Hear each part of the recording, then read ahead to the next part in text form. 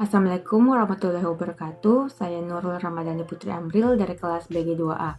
Sebelum itu, saya ingin mengucapkan terima kasih kepada Bapak Syarifuddin SPD MPD selaku dosen pengampu pada mata kuliah Ilmu Sosial Budaya Dasar. Di kesempatan kali ini, saya akan membawakan materi mengenai Ilmu Sosial Budaya Dasar. Perlu kita ketahui terlebih dahulu apa itu Ilmu Sosial Budaya Dasar. Jadi, ilmu sosial dan budaya dasar atau yang biasa kita singkat ISBD merupakan suatu kajian tentang masalah sosial budaya yang diharapkan agar mahasiswa memiliki rasa kemanusiaan dan menjunjung tinggi nilai-nilai kemanusiaan secara universal. Di kesempatan ini terdapat 8 pembahasan yang akan saya jelaskan secara singkat yang terkait dengan mata kuliah ilmu sosial budaya dasar. Pada ilmu sosial budaya dasar tentu tidak akan terlepas dengan yang namanya manusia. Jadi, manusia adalah makhluk hidup ciptaan Tuhan dengan segala fungsi dan potensi yang tunduk kepada aturan hukum alam, mengalami kelahiran, pertumbuhan, perkembangan, dan mati, serta terkait dengan interaksi alam dan lingkungan dalam sebuah hubungan timbal balik, baik secara positif maupun negatif. Pada pembahasan yang pertama, ada manusia dan kebudayaan. Manusia dan kebudayaan tidak dapat dipisahkan dalam kehidupan sehari-hari. Dalam hal ini, keduanya saling berkaitan satu dengan yang lain. Kebudayaan lahir dari proses kehidupan manusia yang dihasilkan dari interaksi antara manusia satu dengan manusia lain atau dari alam. Manusia mempunyai salah satu sifat mendasar yaitu berubah atau melakukan perubahan. Perubahan tersebut tentu mempengaruhi cara-cara hidup manusia beserta masyarakat sekitarnya, sehingga terjadilah perubahan kebudayaan atau yang disebut dengan dinamika kebudayaan. Dapat dikatakan bahwa kebudayaan adalah cara kehidupan masyarakat yang selalu bergerak, berkembang, dan menyesuaikan diri dengan setiap keadaan. Pada pembahasan kedua terdapat manusia dan peradaban. Manusia dan peradaban tidak akan pernah terlepas antara satu dan yang lain, karena mengenai kehidupan tentu tidak akan ada titik hentinya. Sebuah kebudayaan akan terus berjalan jika selama manusia masih ada. Peradaban ada karena terlahir dari pertumbuhan dan perkembangan melalui manusia yang tentu sebagai penggerak suatu kehidupan. Karena pada hakikatnya manusia ada untuk pengisi kehidupan, menciptakan suatu perubahan dan melahirkan sebuah peradaban. Pada pembahasan yang ketiga terdapat manusia sebagai makhluk individu dan sosial. Sifat hakiki seorang manusia adalah bahwa selain sebagai makhluk individu, juga sekaligus sebagai makhluk sosial.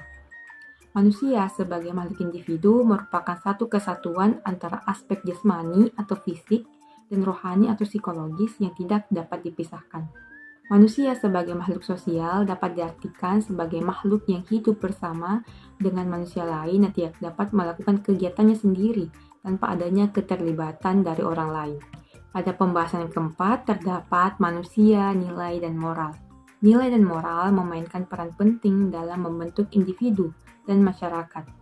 Mereka membantu membentuk sikap, perilaku, dan keputusan manusia dalam berbagai konteks, mulai dari hubungan personal hingga lingkungan kerja, politik, dan kehidupan sosial. Nilai dalam kehidupan masyarakat menjadi pemicu bagi individu ataupun kelompok untuk bersikap sesuai dengan sikap yang telah disepakati. Fungsi moral di dalam masyarakat yaitu untuk mewujudkan harkat dan martabat, kepribadian, dan menjaga diri agar tidak mengerjakan perbuatan yang dianggap buruk dan tercela. Pada pembahasan yang kelima terdapat manusia, hukum, dan keteraturan. Penting manusia untuk memahami hukum dan menjalankannya dengan baik guna menciptakan keteraturan dan keadilan dalam masyarakat. Agar masyarakat dapat berjalan dengan baik, diperlukan suatu keteraturan dan aturan yang mengatur hubungan antar individu dalam masyarakat. Aturan yang mengatur hubungan antar individu tersebut dikenal dengan istilah hukum. Hukum adalah seperangkat aturan yang dibuat oleh pemerintah atau lembaga yang berwenang yang harus diikuti oleh masyarakat dalam kehidupannya sehari-hari. Pada pembahasan yang keenam terdapat manusia, keragaman, dan kesederajatan. Manusia adalah makhluk hidup ciptaan Tuhan dengan segala fungsi dan potensi yang tunduk kepada aturan hukum alam, mengalami kelahiran, pertumbuhan, perkembangan, dan mati, serta terkait dengan interaksi alam dan lingkungan dalam sebuah hubungan timbal balik, baik secara positif ataupun negatif.